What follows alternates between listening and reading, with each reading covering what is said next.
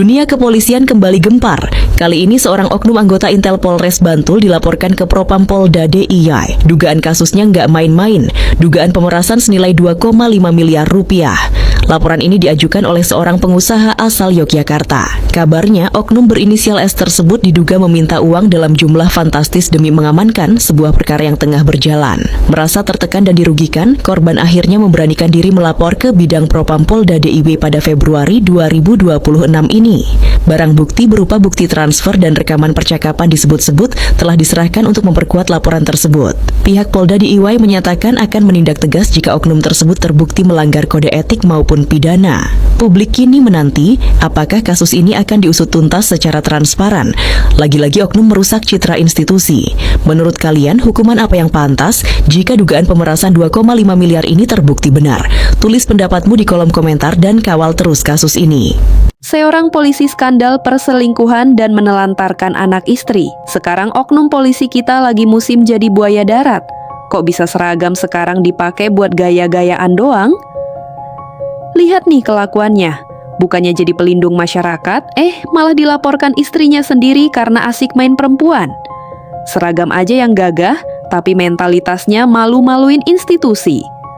Sampai-sampai istrinya sendiri yang lapor ke Propam karena udah nggak tahan. Kapolres Banyuasin bilang nggak ada ampun. Kita lihat aja, beneran dipecat atau cuma formalitas. Institusi jangan jadi sarang penjahat moral. Polisi harus reformasi. Para akademisi kini menyuarakan desakan kuat untuk melakukan reformasi total di tubuh Polri. Krisis pengawasan internal dinilai sudah mencapai titik kritis yang mengkhawatirkan.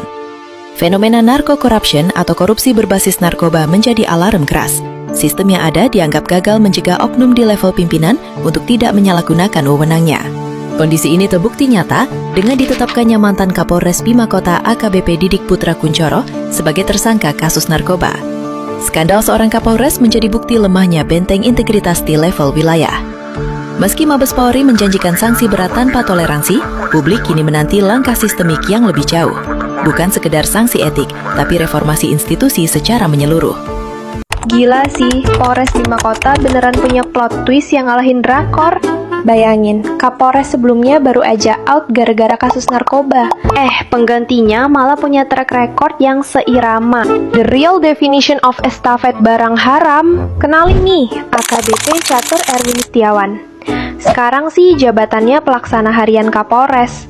Tapi flashback dikit ke 2017 pas Doi jadi kasat narkoba di Ternate. Bukannya nangkep, malah ikutan vibing sabu sampai dicopot. Aduh, Pak. Katanya mau bersih-bersih internal. Sekarang pelaksana hariannya malah alumni kasus sabu. Semangat bersih-bersih atau semangat pemerataan kotoran nih? Reformasi Polri sekarang juga. Jabatannya di tongkrongan cukup seram. Panglima tukang kroyok. Kabar mengejutkan datang dari mantan Direktur RSUD di Kabupaten Bangka Selatan. MF, ia menjadi korban dugaan pengeroyokan penganiayaan oleh 3 orang. Salah satu dari ketiga oknum tersebut diduga anggota Polri inisial R. Berprofesi sebagai ajudan Bupati Basel, sedangkan 2 lainnya sedang proses pengejaran. Apa yang ada di pikiran lo kalau dengar kata polisi? Pelindung, pengayom, atau justru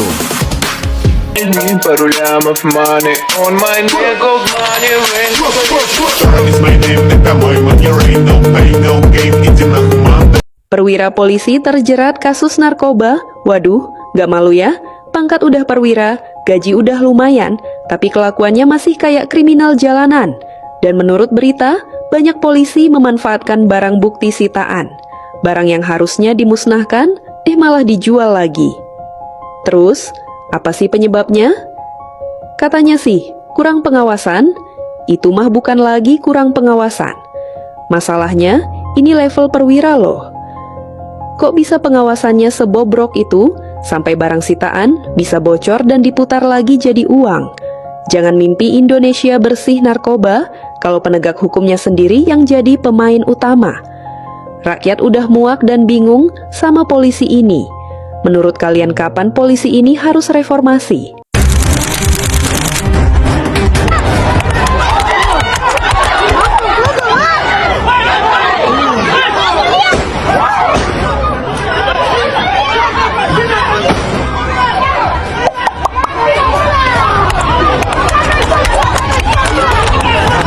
Polri sangat presisi. Saking presisinya, lagi-lagi jagat media sosial dibuat gaduh dengan adanya sorotan tajam yang mengarah kepada Kepala BNN, Komisaris Jenderal Polisi Suyudi Aryoseto. Pria lulusan Akpol 1994 ini diduga memiliki ani-ani dengan seorang aktris muda cantik, Shanti Aulia. Hal ini sontak menjadi makin viral lantaran gaya hidup sosok aktris yang mendadak drastis hidden dengan kelas eksekutif. Ini kerap dipamerkan di publik yang tampil mewah dan aktif, dibagikan melalui halaman media sosialnya.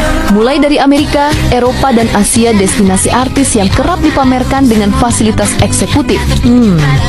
Ada apakah ini? Gimana menurut komentar kalian guys? Tulis pada kolom komentar ya. Oknum polisi tembak warga sipil di Jayapura. Wah wah wah, baru kemarin berita kasus polisi narkoba. Sekarang ada lagi yang lebih nekat di Jayapura. Kok bisa ya polisi kelakuannya begini?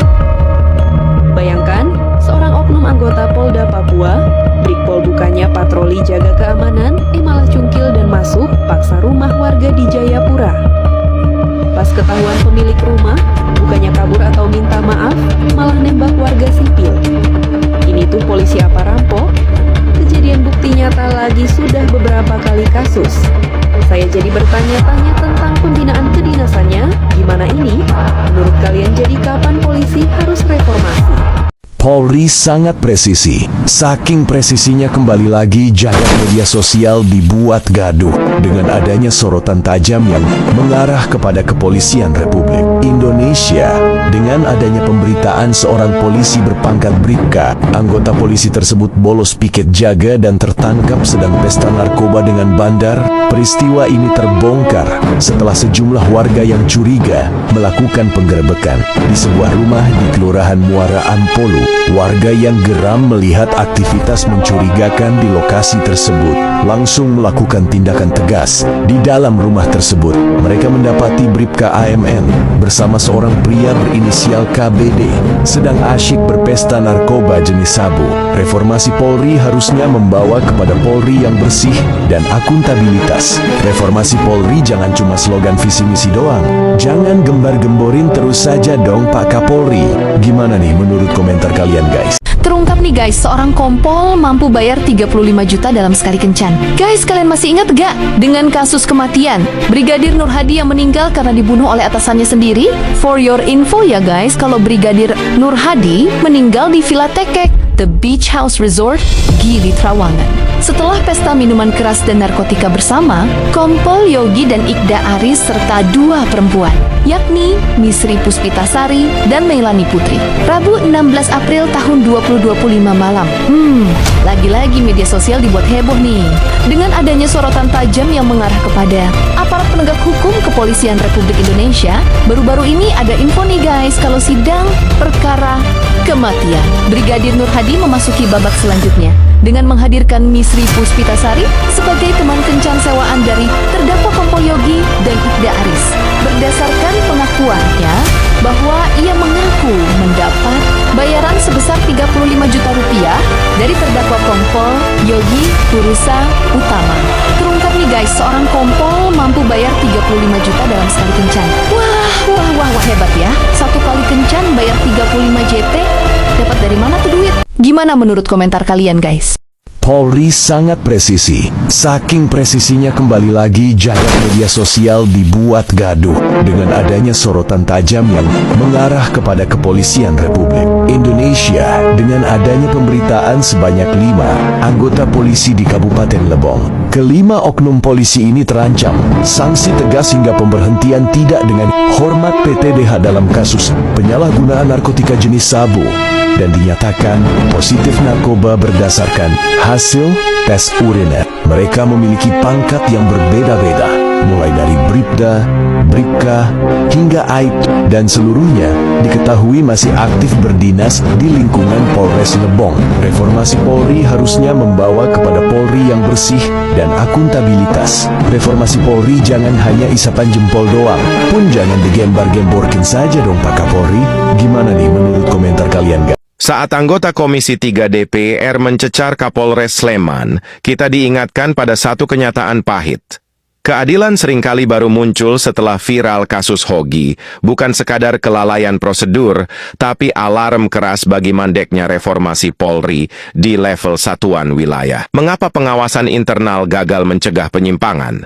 Mengapa harus menunggu teguran keras dari legislatif agar sebuah kasus ditangani serius? Reformasi bukan soal mengganti wajah pemimpin, tapi soal sistem yang mampu menghukum anggotanya yang nakal tanpa pandang bulu rakyat butuh pelindung, bukan predator berseragam. Jangan biarkan kasus Hogi hanya jadi catatan kaki di buku evaluasi tahunan, ditambah pernyataan Kapolri Listio Sigit Prabowo yang menolak reformasi Polri di bawah kementerian.